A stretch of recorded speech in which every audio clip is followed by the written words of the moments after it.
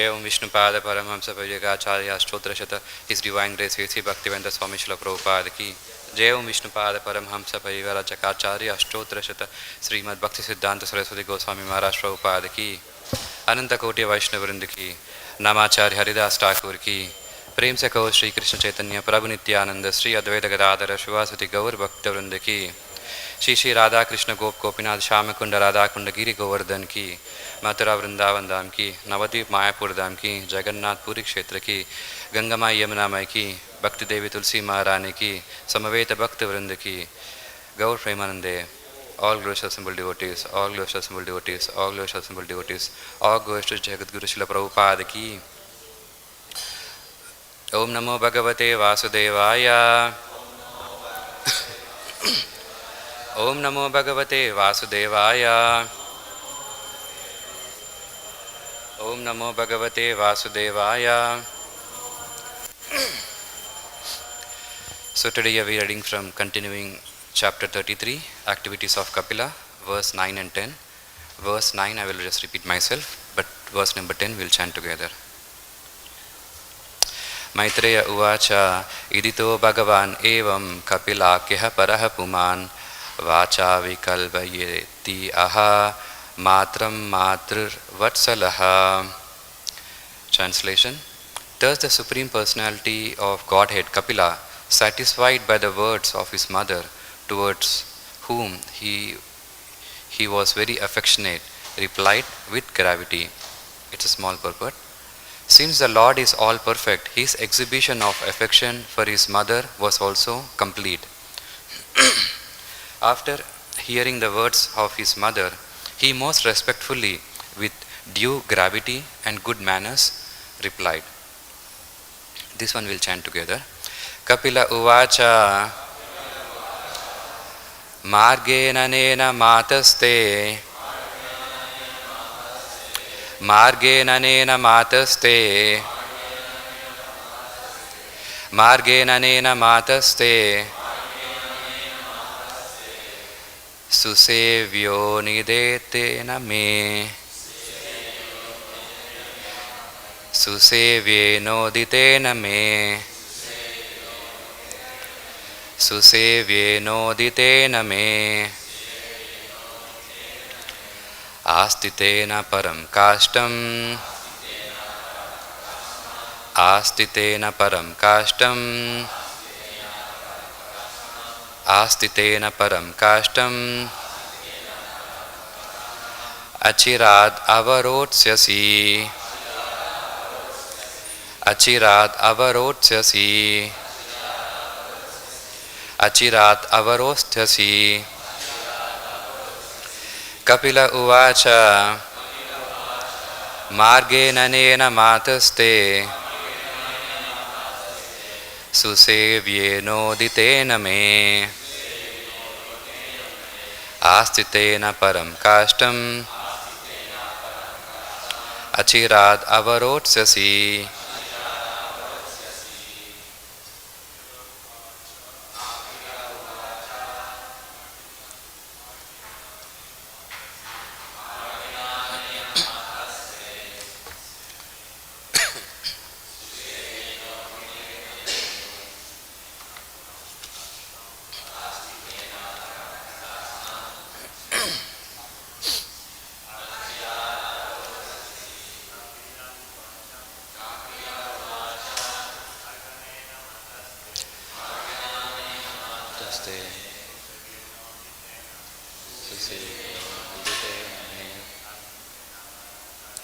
āsthitena parāṁ kāṣṭhām acirād avarotsyasi. Kapila uvāca mārgeṇānena mātaste susevyenoditena me āsthitena parāṁ kāṣṭhām acirād avarotsyasi. Mataji. Kapila uvāca mārgeṇānena mātaste susevyenoditena me āsthitena parāṁ kāṣṭhām acirād avarotsyasi.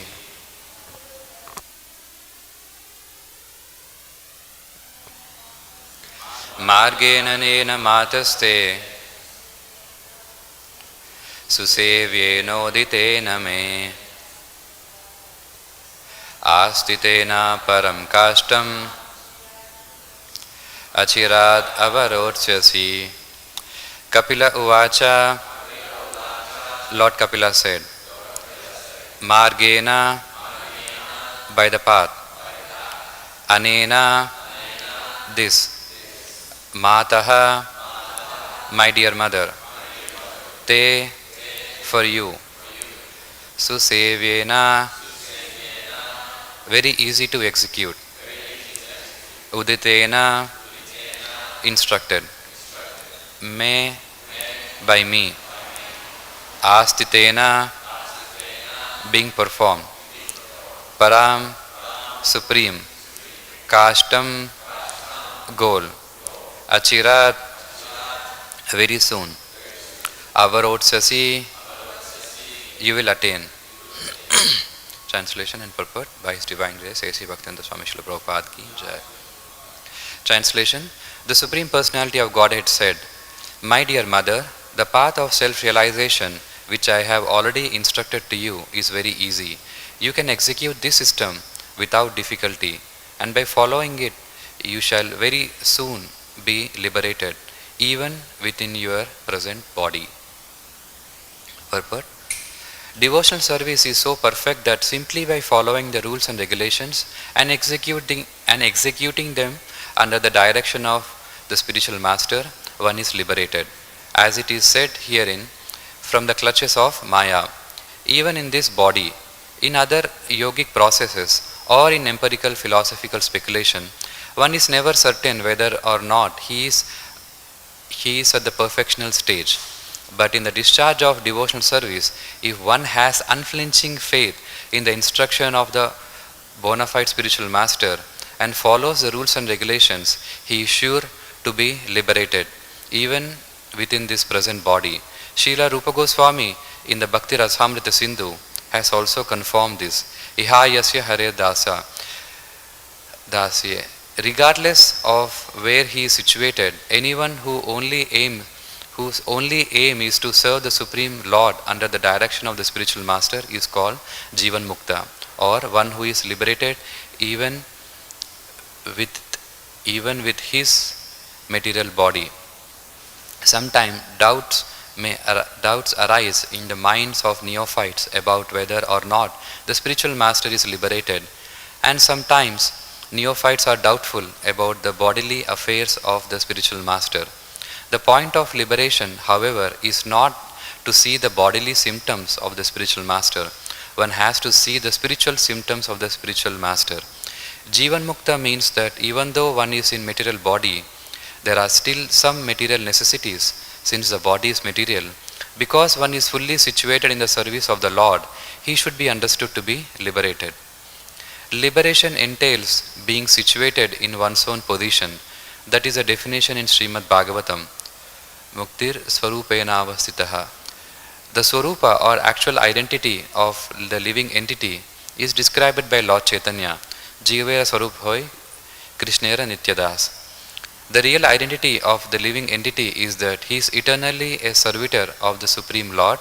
If someone is 100% engaged in the service of Lord, he is to be understood as liberated. One must understand whether or not he is liberated by his activities in devotional service, not by other symptoms.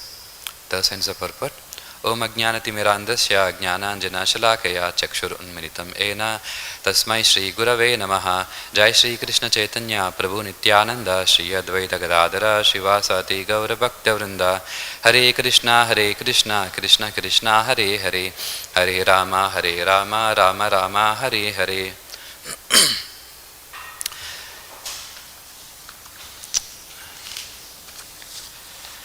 So there are various topics that are mentioned in this purport, and the translation.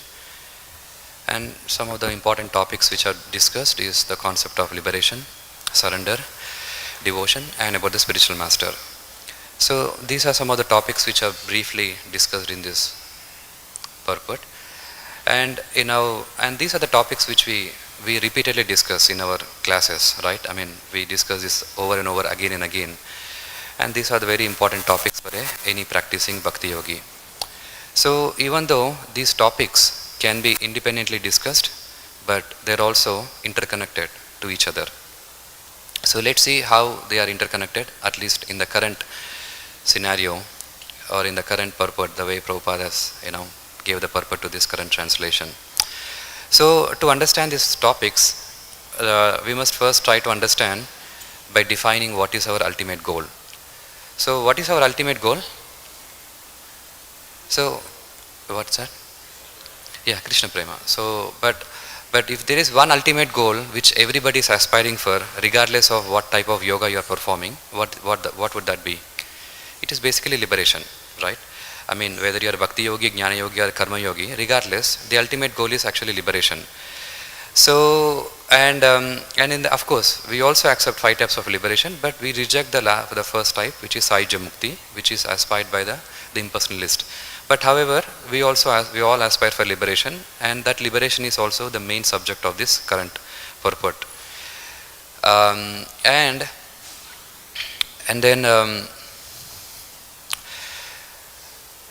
So that is why even Prabhupada also, the magazine, what is the magazine name of the Hare Krishna movement? Back to Godhead. What is back to Godhead means? It's basically liberation, right? So now that we know what is the goal, the next question would be, what is the process of achieving that goal, right? So what is the process of achieving this ultimate goal, which is liberation? What is the first step? What's that? Exactly. So in the 64 limbs of bhakti, what is the very first limb of bhakti yoga? That is Guru Dikshade Shikshanam. So that is common. That is actually accepting the spiritual master is actually the first step, regardless of what type of yoga process you are following. Either you are karma yogi, jnana yogi, or any type of yogi. One very common thing is that anybody who is practicing spiritual life, the first thing is that they must accept a spiritual master regardless, right? And so that is also discussed here in the current purport on the importance on accepting the spiritual master and following the instructions of the spiritual master. And then this accepting the spiritual master, there is a verse which in the Shvetashvara Upanishad, which Prabhupada often quotes, Yasya deva para bhakti yata deve tata gurau, right? So that verse basically states that only onto those great souls who have implicit faith in both the Lord and the spiritual master are all the imports of Vedic knowledge automatically revealed. So this verse from the Shvetashvara Upanishad basically tells how important it is to accept a spiritual master, right? And how to serve the spiritual master. What does it say? Yata deve, yasya deve para bhaktir, yata deve tata gurau. What it means is that one must have an implicit faith and devotion in one spiritual master. So one interesting thing here is that bhaktir, right? See, even though the concept of accepting the spiritual master is same regardless of the type of yoga practice you are doing, but the bhakti or the devotion to the spiritual master remains the same, right? I mean, regardless of the type of practice you are doing. So that is why if you see, even though there are people who are following karma yoga, jnana yoga, right, and they are achieving perfection to some degree in their own way, either in perfecting their renunciation or giving up the bodily attachments. So even though there is some success, but that success ultimately has to be ascribed to one's devotion to the spiritual master. For example, if you take, that is why actually Jiva Goswami in the Bhakti Sandarbha, he discusses about the greatness of bhakti. And over there he mentions that actually anybody who is achieving any success in any field, the secret is ultimately bhakti or the devotion. Whether you are following jnana yoga, karma yoga or bhakti yoga, doesn't matter. In every path there is some devotion. And he gives some examples. For example, if you take a perfect jnana yogi or someone who is strictly following the path of jnana, or for example a person who is following the Shankaracharya jnana yoga system.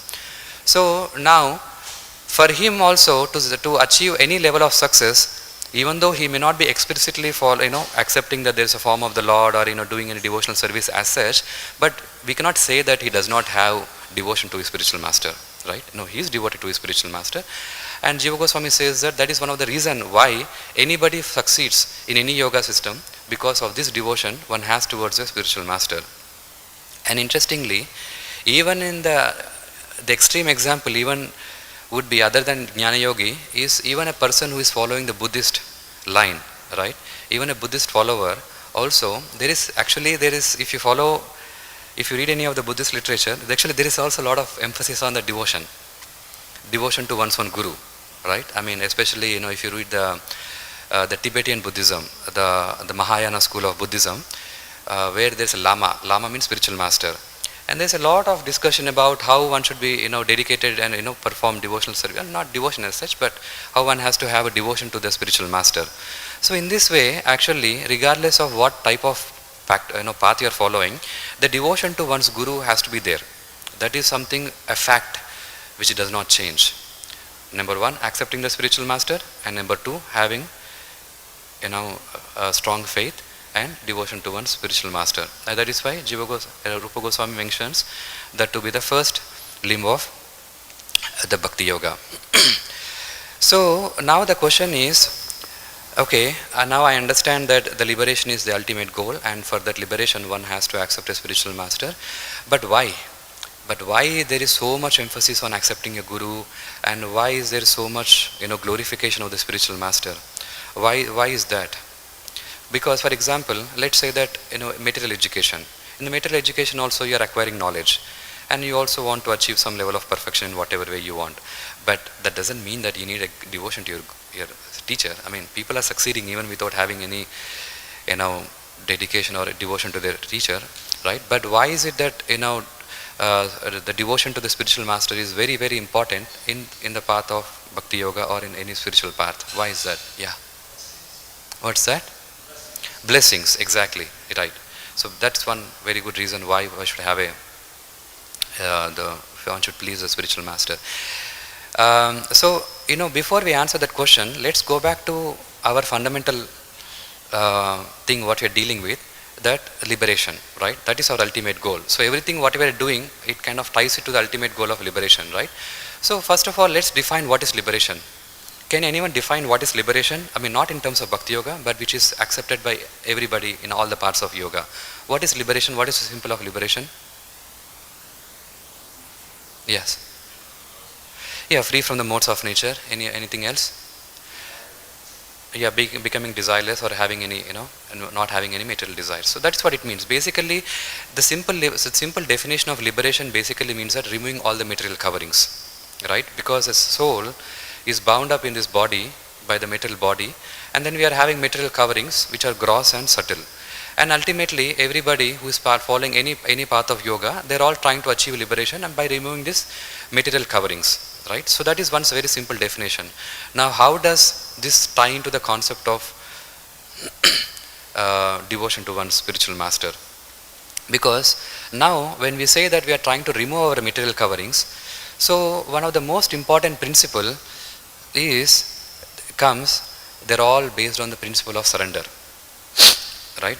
This actually everything is tied to each other, right? The liberation is tied to the concept of surrender, and that is why even Krishna says in Bhagavad Gita, what is the most important verse of the Bhagavad Gita? Sarva dharman parityajya. Basically, what does it say? It's the essential subject is about surrender, right?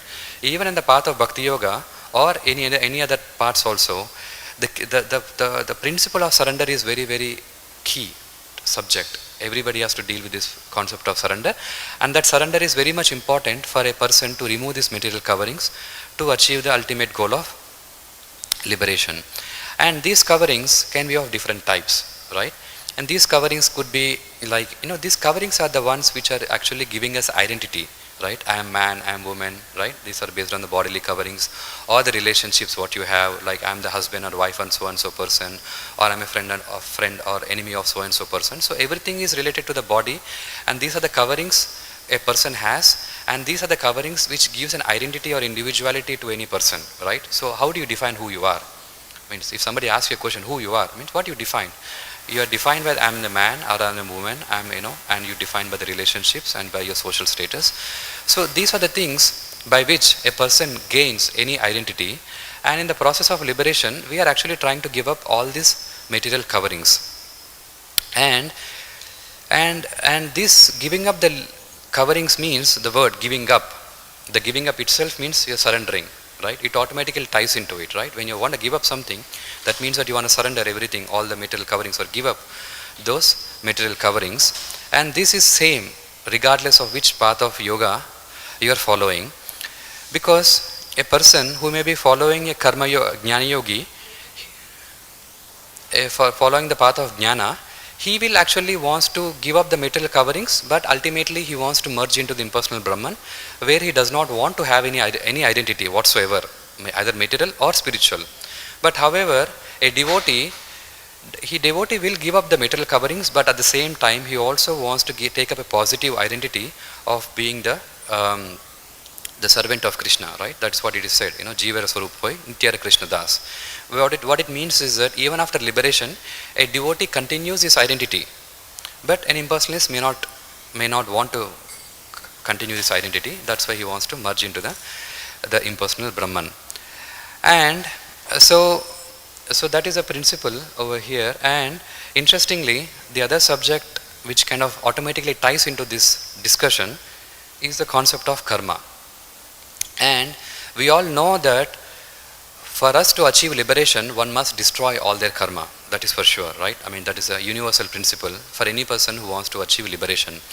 And it is mentioned that whenever a person takes the initiation from a spiritual master, from a bona fide spiritual master, and it is mentioned that one's karma is immediately destroyed.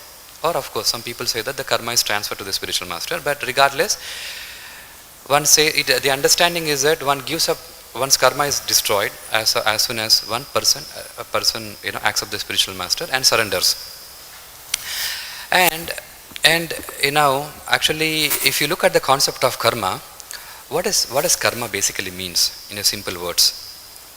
What's that? Yeah, work. I mean, work is one thing, but in this context, what does karma means? See, karma basically means that, we have done some deeds in our past life or in this life, right? Good deeds or bad deeds, and then we have to, the reactions will be coming to us, right? So when we say reactions, what it means is that we will be put in different situations, either pleasure or painful situations. And now, this is what basically karma means, or this is what karma does to us, right? But however, even for this karma, for it to manifest, right, it needs some support. It needs some alamban. So for example, you give one situation to two different people, the two different people will react in two different ways, right? I mean, everybody doesn't react to the same situation, right? Some people suffer more and some people suffer less, and some people feel more happy and some people will feel less happy for the very same thing, right? So just like the children, right? My son sometimes, whenever he plays, like the kids, they get hurt when they're playing, right? And sometimes when the kids get hurt, some kid cries very loudly and some other kid doesn't even care, they just go on with their play, right? So it's like that, right? I mean, a person gets suffering, but people react in a very different ways to the situation. So similarly, when a karma has to be there, yeah, karma is there, but even for that karma to manifest, that has to, have the support. And that support is basically one's ahankara, or that I-ness, right? So how strongly are you identifying with this material body? And the person who is strongly identifying with this material body suffers more or enjoys more, whereas a person who is transcendental, it doesn't matter, it doesn't really make any difference for him. So that is why when a person takes initiation from a spiritual master, what is the first thing happens when you take the initiation? What is the very first thing that happens to you? The very first thing that happens to you is that your name will change. You'll get a new name, right? And what is a new name? It says Das, right? The word Das comes into the picture. So this Das is a very important thing. What it really means is that now you are trying to give up your material identity, and now you are taking the identity of being the servant of your spiritual master. That means that your ahankar of that I-ness is transformed into Das, that I am the servant of so and so spiritual master. So now with this consciousness, now even if karma comes, I mean, how can even karma manifest, right? I mean, there's no alambana of that ahankar. That ahankar itself is transformed completely into das, right? So in this way, the karma, even though it is there, but it does not have any power to do anything, because that the person's identity has completely changed, right? So that's one definition of what it means by, giving up karma. Karma is destroyed when you get surrender or accept a spiritual master, right? So anyway, so now coming back to the point that the liberation basically means that one has to dissolve this material identity, that this I-ness, that I am the so and so person, or everything that is related to one's body. But of course, this can be some nice philosophical explanation, but in reality, it doesn't mean that, we are completely immune from any bodily discomfort. For example, if a person is feeling hungry, no matter whether you are a pure devotee or not a pure devotee, that doesn't mean that you are not affected by the hunger, right? A person is definitely will get affected, right? So that is what Prabhupada says, that a Jivan Mukta, even though he may be in the present body, right, in the purport, it states that one has to see the spiritual symptom of the spiritual master. Jivan Mukta means even though one is in the material body, there are still some material necessities, since body is material, right? A person, even though he is liberated, even though he has completely transformed his ahankar, and he has completely identified as a servant of the Lord and the spiritual master, but still, because a person has this material body, there are some bodily limitations. And those bodily limitations applies whether a person is a pure devotee or not a pure devotee, it doesn't matter. Just like the sleep, hunger, right? It affects everybody and it can disturb, right? We cannot completely avoid that. And that is why Prabhupada says, there are still some material necessities since the body is materials, because one is fully situated in the service of Lord, he should be understood to be liberated. That even though a person may see that a person is disturbed by some bodily discomfort, but we must not judge that such a person and say that he is not a pure devotee. No, he is a liberated person, he is a Jivan Mukta, even though there are some bodily discomforts which we may see. So that's why a neophyte devotee may see a bodily demands and consider them to be some kind of a disqualifications to be a Jivan Mukta, right? But that should not be the case. And of course, there is also one more instruction in Nectar of Instruction, verse number 6, where it says, Na prakritatvam iha bhakta janasya sangat, right? Janasya pashet. What it means is that here it says Na prakritatvam. Of course, in Nectar of Instruction, when Prabhupada is translating the prakritatvam, he basically meant that the bodily defects. But of course, prakritatva doesn't need to be limited to the bodily defects. It can apply to other mundaneness of having a material body, which is like, sleep, hunger, tiredness, restlessness, right? Those all comes under prakritatva. So a person, even though is a Jivan Mukta in the material body, and even though there is some prakritatvam in that person, but a person should ignore those prakritatvam and and should not judge such a person based on this bodily limitations. And there is one more understanding in the same subject given by Srila Vishwanath Chakravarti Thakur to his commentary for the verse Anyabhilashita Shunyam. In the Nectar of Devotion, there is this verse by Rupa Goswami, and Vishwanath Chakravarti Thakur comments over there, and in his commentary he makes a very interesting statement. He says that in death-threatening situations, a devotee may say, "O Lord, please save me. You are a devotee now from this danger." Because it is sudden temporary desire, it is not harmful to his bhakti. That is because this desire arises beyond his control, opposite to his devotional nature, and that desire is not his nature. So what he means to say here is that when Rupa Goswami says Anyabhilashita Shunyam, means, right, there should not be any other material desires, but sometimes due to bodily limitations or due to feeling of hunger, thirst, or because a devotee is put in some dangerous situation, sometimes suddenly he may pray to the Lord to protect his body, but that does not disqualify a person telling that, "Oh, why are you praying for your body? Oh, why are you so much worried about your bodily these things?" No, you should not do that. So that is why, because it is said that desire, because this desire arises beyond his control. It's just a human nature. It's just a human limitation a person has because of having the material body. So we should ignore those things, and that does not disqualify a person from being a pure devotee. So that's the understanding we need to have, what it means to be a Jivan Mukta and how we must understand a Jivan Mukta person, a person who is still having a material body.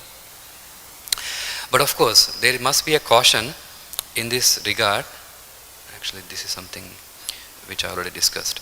The caution is that we must not extrapolate this thing, the bodily limitations, and say that, oh, you know what, then the bodily limitations means even eating, mating, sleeping, defending, these are also bodily limitations. So now it's just a natural urge of my body. So mating is also a natural urge of my body. So let me have a illicit connection with somebody else. So yeah, right, I mean, mating is also a natural urge of the body, but that is not acceptable. That is why, to balance it out, Rupa Goswami gives Shruti Smriti Puranadi Pancharatriki Vidimvena Aikantiki Harer Bhakti Utpadaya Kalpate. What it means is that even though there are these bodily urges and bodily limitations, but that does not mean that one is authorized or one is licensed to perform any illicit activities. And what it means is that the translation of this verse, basically it says that if unless one refers to the Shastra, Shruti, Smriti and Puranadi, one's spiritual activity becomes simply a disturbance in the society, right? So apparently a person may be performing a devotional service externally, but if a person, just helplessly act based on the bodily limitations of a person, whatever he has, but if those acts does not conform to the standard scriptures, then whatever devotional service is doing is just simply a disturbance to the society where he is living in. So that is how Rupa Goswami balances out this thought by, giving this statement that no, just, there's a limit or how much you can go or stretch, right? And the same thing, even Prabhupada mentions in the commentary to the 9th chapter, 11th verse of Bhagavad Gita, where he says that, Jiva Goswami commenting on this verse says that Krishna, in his plenary expansion as Paramatma, is situated in moving and non-moving entities as the super soul. So any neophyte devotee who is simply gives his attention to the Archa Murti in the form of the Supreme Lord in the temple and does not respect other living entities is uselessly worshipping the form of the Lord in the temple. You see, this is a very heavy statement. Uselessly worshipping the Lord.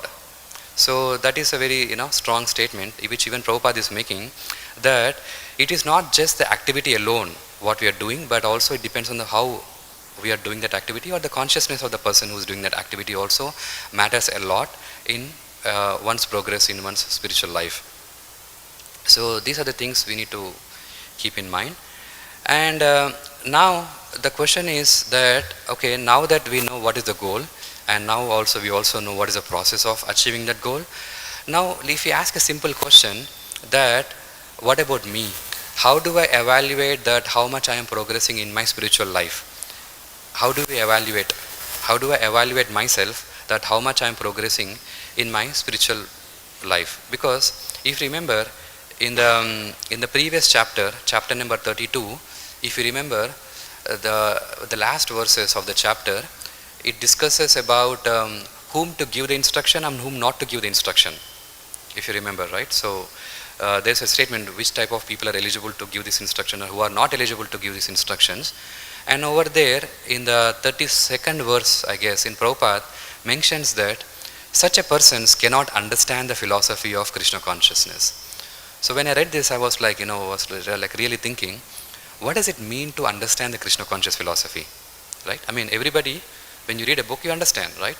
But what it really means to understand, cannot understand the philosophy of Krishna consciousness. If you remember, the Prabhupada was talking about, the disciples who accept a spiritual master but does not follow the instructions, and who has some, inclination towards material name and fame, and they don't really understand the philosophy of Krishna consciousness. So I was thinking, what is the criteria? How do I know that I am progressing in my spiritual path? What is one criteria which I can use? Because generally speaking, whenever you ask this question to anybody, that how do I know that I am progressing, people usually go by some external symptoms. What are the external symptoms? External symptoms means, like, for example, like in the context of ISKCON, or within the devotee circle. Some things could be like, or how much donations have you collected, or maybe it could be like, how many books have you distributed, or how nicely you are able to cook to the deities, or it could be like how nicely you are able to decorate the deity, right? I mean, these are the usual external things which everybody can see and relate to, and which can be helpful to interpret how much a person is advanced in the Krishna consciousness. But still, these are all external symptoms. But we should have one ultimate criteria which is easy for us to understand, that evaluate how much a person is progressing in one spiritual path. And so what is that ultimate criteria? To understand that ultimate criteria, we must go back to our ultimate goal. What is our ultimate goal? Is liberation. And what is required for liberation? Accepting a spiritual master. And how we must understand the spiritual master, serve the spiritual master? Through the process of surrender, right? So that is a key principle. The key principle is surrender or sharanagati.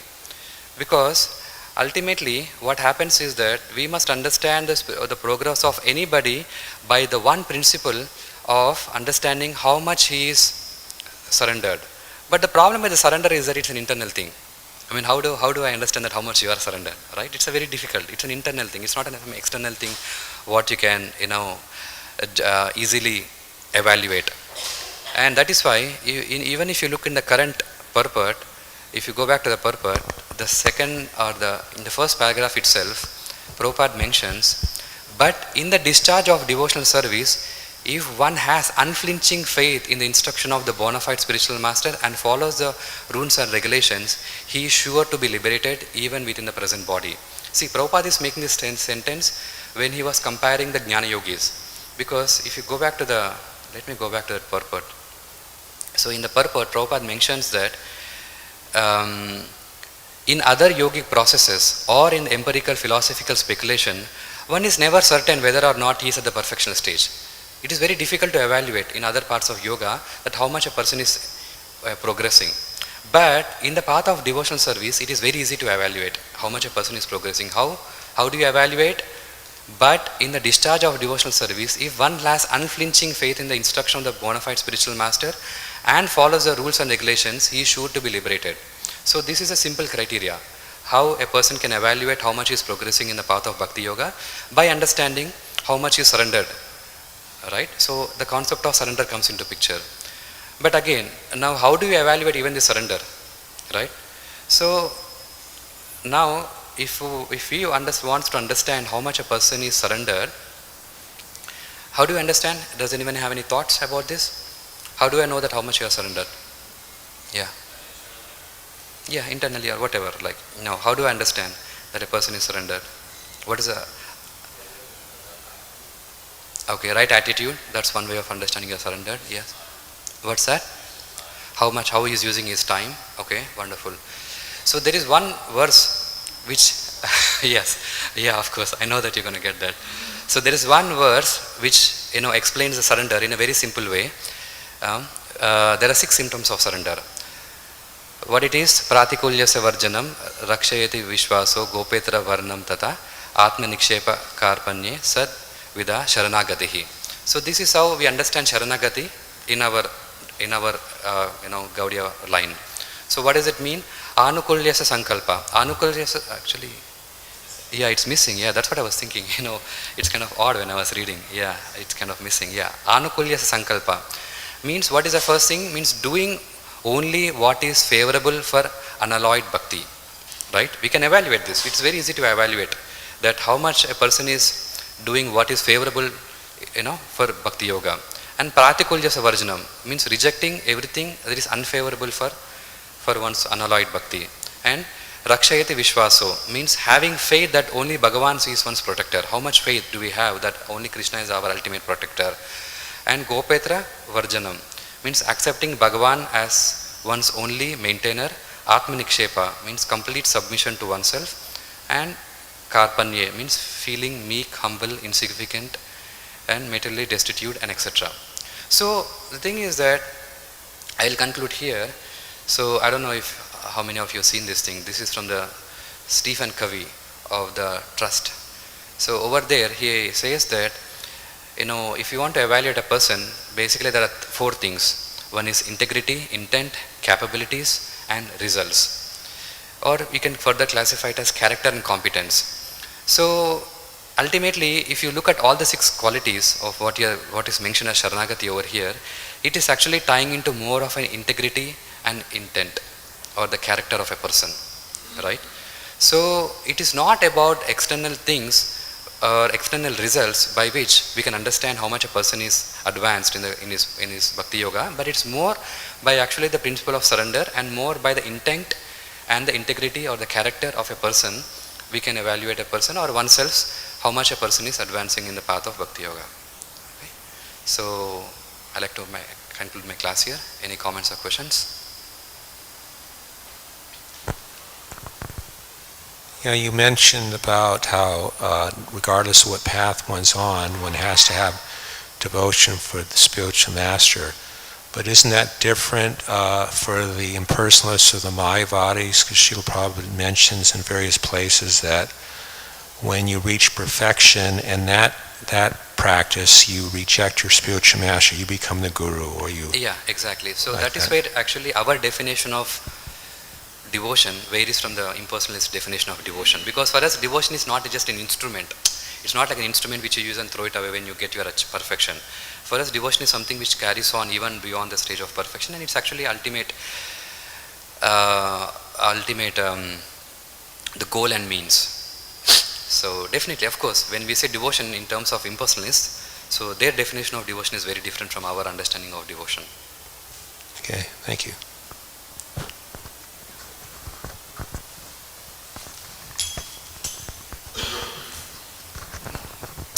Thank you, Professor.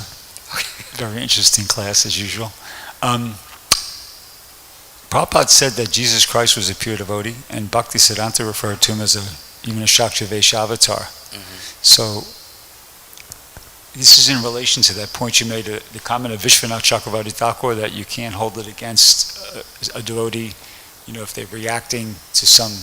Yeah. Okay, so one of the most bewildering pastimes for Christians, and certainly people in general, is that, Jesus Christ, towards the end there, when there was one part where he said, if this cup can be passed or something, and I can't remember how it exactly goes, but even right when he was being crucified, he said, Lord, Lord, why have you forsaken me? So, could he be understood as somebody who is in that category, that he was a pure devotee, but... I didn't understand what exactly is the incident you're referring to. So what did he do? Oh, you're not familiar with that pastime? Or, just when Jesus Christ was being crucified, he didn't just, he wasn't like, apparently he was not Krishna conscious. He was sort of lamenting right at the end there, saying, Lord, Lord, why have you forsaken me? Exactly, yes. I'm a pure devotee, why is this happening to me? Correct. So it seemed like he was kind of like having some misgivings about the whole thing. But could that be understood in that light, or is there some other way? Yes, exactly. Because you may see a lamentation in Jesus Christ because of the bodily torture which he's undergoing through, and he may be expressing some discomfort or some pain, but that expressing that pain does not disqualify him from being a pure devotee, because that's just a bodily thing, and because he's still in a bodily, he's still having material body, and that will affect to him certain extent, and we cannot use that one incident to judge him for his entire life.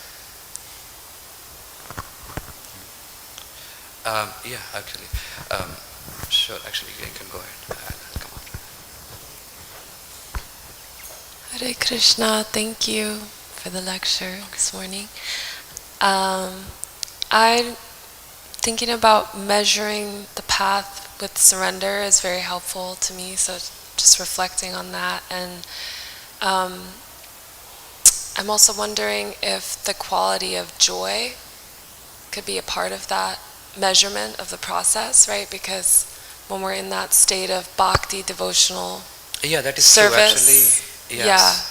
And then another reflection is just, for me, someone new on the path, thinking about the 4 commitments that we make, right? The no gambling and no meat eating, and right. That's like the roots of the integrity that can create the rest of the practice. Correct. You said joy, right? Did you say joy? Yes.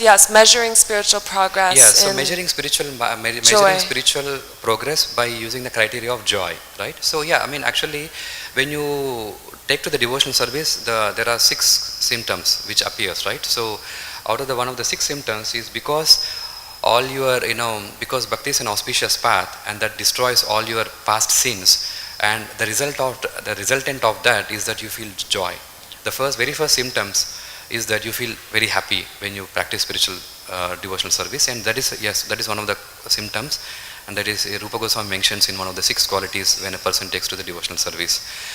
And also the other thing is that joy is also a very important subject, because the reason is because a lot of times people take to the devotional service and but later on they kind of get confused how to practice it. Because if you look at the verse of what is pure devotional service, it says anukulyena krishnanushilanam. That anukulyena is very important. Anukulyena basically also means having a favorable mood. Because sometimes a person may be doing service externally, but if he does not have that anukulyena, actually that does not qualify as a devotional service. So that is why sometimes a person has to evaluate himself or herself on not to get burnt out, right? Where a person loses that anukulyena krishnanushilanam. So that is also very much important thing, that what is your disposition when you are doing any devotional service? Do you still have that favorable attitude when you are doing devotional service, or you are getting burnt out, that even though externally you are doing, but there is no joy in your life anymore and you are just always complaining, right? That's very important thing, criteria as well. Sachitana Prabhu. Okay, you can go ahead. Yes. Yeah, you can go ahead. You want to give it to him? It's up to you. Okay, you can give it to him. Narottam Prabhu. Yeah, Narottam. Please raise your hand. Yes. Hare Krishna Prabhu, thank you very much for your very scholarly class. In regards to Bhagavati Prabhu's question, I was remembered that Prabhupada mentioned in one of his lectures, I guess, that actually Haridas Thakur is more elevated than Jesus Christ. Yes. Correct. Because even though he was beaten in the marketplace, but he never complained to Krishna. But Jesus Christ, in one moment, he was, having that. Yes. Anyway, I just wanted to say that. Sure, definitely. Of course, Haridas Thakur is at a very different level. But even if someone expresses a little bit of bodily discomfort, but that does not disqualify him from being a pure devotee. That is the main thing. What the purport and the Vishnu Chakravarti talk are also telling about that. Hare Krishna.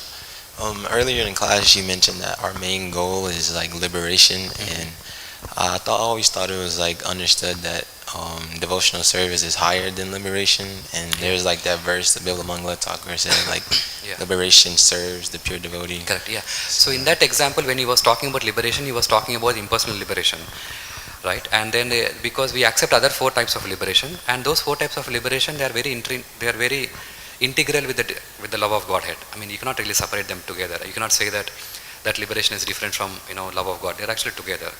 So in that context, they are basically referring to those people who wants to have only liberation as their goal, without bhakti.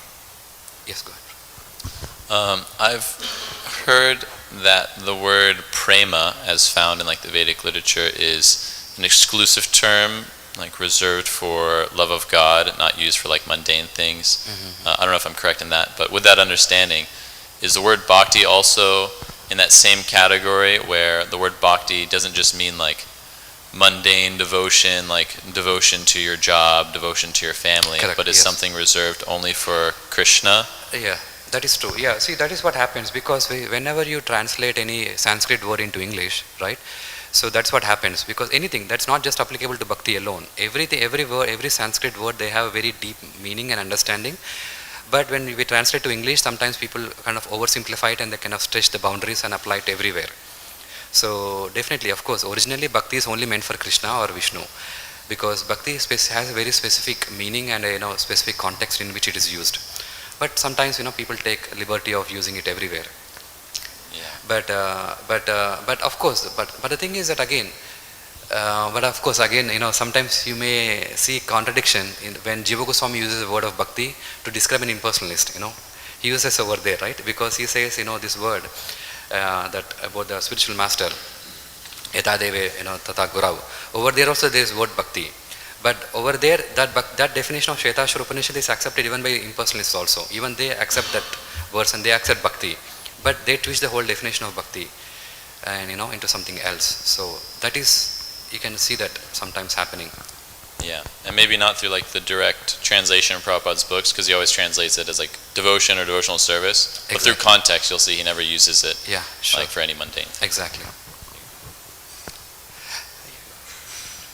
I think at one point you posed the question there that how do you know that someone is making a spiritual advancement or you're making a spiritual advancement? Right, yes. And there's one famous verse that is being quoted very often that Bhaktir Paresha Nubhava Viraktir Anyatra Chaisa Trikaye Kakala, where the example is given that just when you eat, right, three things happen. Correct.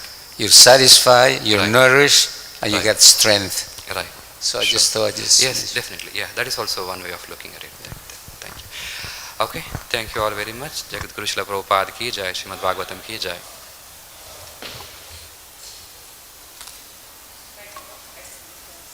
Okay, thank you.